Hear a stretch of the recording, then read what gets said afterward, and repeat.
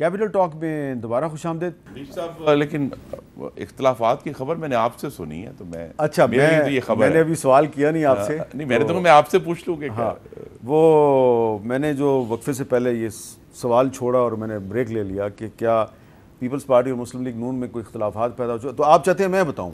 نہیں میرے نالج میں نہیں. جہاں تک آخری خبریں ہیں کابینہ کے اندر پیپلز پارٹی کے جو ہمارے کولیگز ہیں وہ مکمل طور پر وزیر اعظم شہباز شریف کے ساتھ کھڑے ہیں، گورنمنٹ کو سپورٹ کریں. بجٹ میکنگ میں ان کا بڑا اہم حصہ ہے، وہ اس میں پوری طرح حصہ لے رہے ہیں. میرے نالج میں تو نہیں ہے کہ کوئی. اچھا میں آپ کو اس طرح بتا دیتا ہوں کہ کیونکہ دو معاملات ہیں. ایک تو چیئرمین نادرا ہیں طارق ملک صاحب، ان کو وزیر اعظم شہباز شریف صاحب ہٹانا چاہتے ہیں، لیکن اس کا جو طریقہ کار ہے ہٹانے کا اس میں کچھ کمپلیکیشنز ہیں. تو انہوں نے رانا ثناءاللہ صاحب کے ذریعے ان کو یہ کہا کہ آپ استعفیٰ دے دیں، تو انہوں نے ابھی تک استعفیٰ نہیں دیا. پھر انہوں نے پیپلز پارٹی سے امداد مانگی اور پیپلز پارٹی نے رانا ثناءاللہ صاحب سے کہا کہ آپ نے جو ان کے ساتھ کرنا ہے کریں، کیونکہ یہ منسٹری آپ کی ہے، آپ کے انڈر ہے، ہمارا رائٹ نہیں ہے ہم مداخلت کریں، ہم صرف آپ سے یہ درخواست کرتے ہیں طارق ملک صاحب کو گرفتار نہ کریں. یہ بات رانا صاحب کو پسند نہیں آئی. تو دوسری بات یہ ہے کہ پھر رد عمل میں کیا ہو رہا ہے کہ جو پاکستان کرکٹ بورڈ ہے وہ سپورٹس منسٹری کے ساتھ اس کا تعلق بنتا ہے، تو پیپلز پارٹی کہتی ہے تو پھر سپورٹس منسٹری جو ہے یہ ہمارے دائرہ اختیار میں ہے، تو پھر جو کرکٹ بورڈ ہے اس کا سربراہ بھی جو ہے وہ ہمارا آدمی ہونا چاہیے، نجم سیٹھی صاحب کو نہیں ہونا چاہیے. تو وہ تو آلریڈی ایک عبوری سیٹ اپ کے تحت آئے ہیں، تو وہ جون کے تیسرے ہفتے میں ان کی مدت ختم ہو رہی ہے. تو پیپلز پارٹی وہاں پہ چودھری ذکا اشرف صاحب کو لانا چاہتی ہے، لیکن آپ کی پارٹی کے قائد جناب محترم میاں محمد نواز شریف صاحب کی خواہش ہے کہ نجم سیٹھی صاحب کو نہ چھیڑا جائے. تو اس پہ کچھ معاملات جو ہیں وہ گڑبڑ ہیں. تو پھر میر صاحب یہی ہے کہ یہ تو اندرون خانہ کا اگر کوئی اختلاف ہوگا تو ہوگا. ابھی تک کسی بھی طرح جتنے بھی ہمارے کولیگز ہیں پاکستان پیپلز پارٹی کے، ایون پارلیمنٹ میں بھی ایک بہت اچھا ورکنگ ریلیشن شپ ہے اور باہمی احترام کا رشتہ ہے. اور اس پورے دور میں اپریل 2022 کے بعد سے جب بھی کوئی مشکل وقت آیا پاکستان پیپلز پارٹی نے، آصف زرداری صاحب نے اور بلاول بھٹو زرداری نے لیڈ کرتے ہیں وہ، تو انہوں نے ہمیشہ واضح طور پر کیبنٹ میں کہا ہے کہ ہم آپ پرائم منسٹر شہباز شریف کو سپورٹ کر رہے ہیں. تو بہرحال یہ جو دائرہ کار کے ایشوز ہیں یہ اٹھتے رہتے ہیں وقت کے ساتھ ساتھ، حل ہو جائیں گے. ابھی پچھلے دنوں ہمارے شو میں وزیر دفاع خواجہ آصف صاحب نے کہا کہ ان کی یہ ذاتی رائے ہے کہ پیپلز پارٹی اور مسلم لیگ نون کو الیکشن مل کے لڑنا چاہیے. آپ کا کیا خیال ہے؟ جی نہیں، میرے تو خیال میں سیٹ ایڈجسٹمنٹ ایک بہتر فارمولہ ہوگا کہ ایک دوسرے کا احترام کرتے ہوئے ہم کچھ سیٹیں ایک دوسرے کے لیے چھوڑیں تاکہ سپیس ملے. مل کر لڑنا جو ہے وہ ہمارے ووٹ بینکس کے لیے مشکل ہوگا اس کو سپورٹ کرنا. اگرچہ پہلے کے مقابلے میں یعنی 90 کی دہائی کے مقابلے میں تو بہت زیادہ بہتری آ چکی ہے، لیکن میرے خیال میں سیٹ ایڈجسٹمنٹ بہتر فارمولہ ہوگا جس کے ذریعے دونوں کو جو ہے وہ پراپر سپیس مل جائے گا. اچھا تو گور خان صاحب یہ بتائیں کہ یہ جو پی ٹی آئی کے بہت سے جو ایم این ایز اور ایم پی ایز ہیں وہ اب جہانگیر ترین صاحب کی طرف جا رہے ہیں. جہانگیر ترین صاحب کے پاس تو پی ٹی آئی میں کوئی عہدہ نہیں ہے، اور ظاہری بات ہے کہ جو ان کے پاس جا رہا ہے اور اس سے پہلے وہ 9 مئی کی مذمت بھی کر دیتے ہیں اور کہتے ہیں جی ہم تحریک انصاف کے ساتھ نہیں ہیں، تو ٹیکنیکلی تو ان کا تحریک انصاف کے ساتھ تعلق ختم ہو گیا. تو یہ اگلے الیکشن سے پہلے وہی لوگ جو ہیں یہ گروپ کی صورت میں کسی ایک پارٹی کی حمایت کر سکتے ہیں یا ان کو نئی پارٹی بنانی پڑے گی؟ بھائی صاحب پالیٹکس میں ہمیشہ سے یہ ہوتا ہے کہ وقت پہ ڈیپینڈ کر رہا ہوتا ہے. ابھی پہلے ایک دور تھا ضرور کہ ملک خان وڈیروں کے پاس ووٹ ہوا کرتا تھا، پھر چلتے چلتے یہ بھی آیا کہ جی فلاں بندہ الیکٹیبل ہے، اس کی پاپولیرٹی زیادہ ہے، اس کی ایکسیپٹیبلٹی زیادہ ہے. But with the passage of time اور خاص کر خان صاحب نے جو ایفرٹس کیے 27 سالوں میں، اب عام بندے کے پاس ووٹ ہے.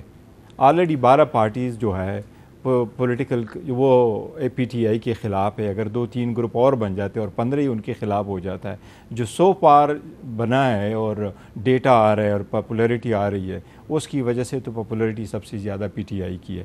اگر کوئی اور گروپ بناتے سو پار تو یہاں سے کوئی فارملی اناؤنس نہیں ہوا کتنے جہانگیر ترین صاحب کے پاس گئے ہیں. جہانگیر ترین صاحب کا رائٹ ہے اگر وہ بنانا چاہتے ہیں. البتہ یہ ضرور ہے کہ سپریم کورٹ کی وہ ججمنٹ کے حساب سے وہ پارٹی بھی نہیں بنا سکتے اور اس کی صدارت بھی نہیں کر سکتے. یہ بڑی اہم بات ہے. کہ جہانگیر ترین صاحب سپریم کورٹ کے فیصلے کے وجہ سے نہ پارٹی بنا سکتے ہیں، نہ اس کی صدارت کر سکتے ہیں، نہ اس میں وہ کوئی عہدہ رکھ سکتے ہیں. یہ بڑی اہم ٹیکنیکل بات کیا. اور اگر پارٹی بنتی ہے تو پھر اس کا صدر جہانگیر ترین نہیں ہوگا، کوئی بھی اور ہوگا. ہاں، اور وہ کون ہوگا وقت بتائے گا اگر انہوں نے کرنا ہے. اچھا خرم صاحب، ایک جنرل کویسچن ہے میرا کہ پاکستان میں جو فیڈرل پارٹیز ہیں ان کو توڑنا اور ان کے حصے بکھرے کرنا ایک لمبی سیاسی تاریخ ہے. پہلے نیشنل عوامی پارٹی پہ بین لگایا گیا اور وہ ایک فیڈرل پارٹی تھی، 2 صوبوں میں اس کی حکومت تھی. پھر وہ اے این پی بن گئی، پھر وہ بی این پی مینگل بن گئی، وہ نیشنل پارٹی بن گئی. اس میں سے بہت سے لوگ جو ہیں وہ ملیٹنسی کی طرف چلے گئے. پھر ضیاء الحق کے دور میں پیپلز پارٹی کو توڑنے کی کوشش کی گئی. کوثر نیازی نے پروگریسو پیپلز پارٹی بنائی، غلام مصطفیٰ جتوئی صاحب نے نیشنل پیپلز پارٹی بنائی، پھر پرویز مشرف کے دور میں پیپلز پارٹی پیٹریوٹ بنی. اسی طرح مسلم لیگ نون میں سے مسلم لیگ کاف برآمد کی گئی. اب تحریک انصاف میں سے جہانگیر ترین صاحب ایک نئی پارٹی بنانا چاہ رہے ہیں. الٹیمیٹلی اس کا فائدہ ہوگا، نقصان ہوگا؟ نہیں دیکھیے، یہ جتنی بھی وقتی طور پہ پارٹیاں بنتی ہیں، ہم نے تو دیکھا، ہماری آنکھوں کے سامنے یہ تاریخ ہے کہ پارٹیاں وہی سروائیو کریں گی جس کی عوام میں جڑیں. تو کسی اور بنیاد پر بنائی گئی پارٹی، چاہے وہ وقتی طور پہ اقتدار ہو یا کسی ڈکٹیٹر کی خواہش ہو، وہ کبھی سروائیو نہیں کی. اور وہ آپ ناظرین کو یاد کریں، وہ 60s میں ایک کنونشن مسلم لیگ بھی بنی تھی، وہ نہیں چلی، وہ ختم ہو گیا کام.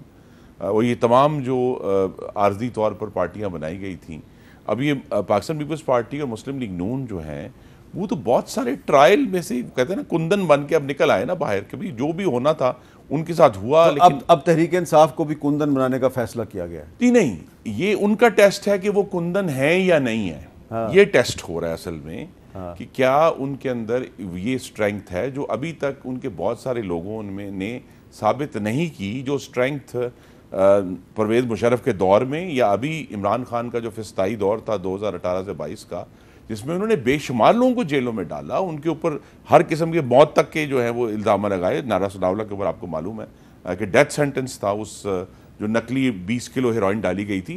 لیکن ان میں سے کسی ایک شخص نے بھی آ کر نہیں کہا کہ جی ہم مسلم لیگ نون کو چھوڑ رہے ہیں یا ہم نواز شریف کو چھوڑ رہے ہیں، ہم اسے ایگری نہیں کرتے. اور اس میں جو وجہ یہ بھی ہے کہ ہم نے بھی، اور میں نے یہ بات آپ کے پروگرام میں پہلے کی ہے، مخالفت کی تھی، تنقید کی تھی فوج کے غیر آئینی رول کے اوپر، لیکن پرامن تنقید کی کہ کراچی سے لے کر گجرانوالہ تک، پشاور تک، ملتان، کام گجرانوالہ سے شروع ہوا تھا. کام گجرانوالہ سے شروع ہوا تھا اکتوبر 2020 میں موقع پہ الحمدللہ. اور جو نعرے وہاں پہ لگے تھے وہ بھی مجھے یاد ہیں. تو وہ جو ایشو ہے کہ ایک یہ تحریک انصاف کے لیے جو آپ کہتے ہیں کندن بننا ہے، کندن یہی ہے کہ آگ لگانے سے، پولیس والوں کو مارنے سے، گندی گفتگو سے معاملات حل نہیں ہو. اگر لمبا چلنا ہے تو پھر کسی سیاسی اصول پہ اور امن کی بنیاد پر آگے چلنا ہو.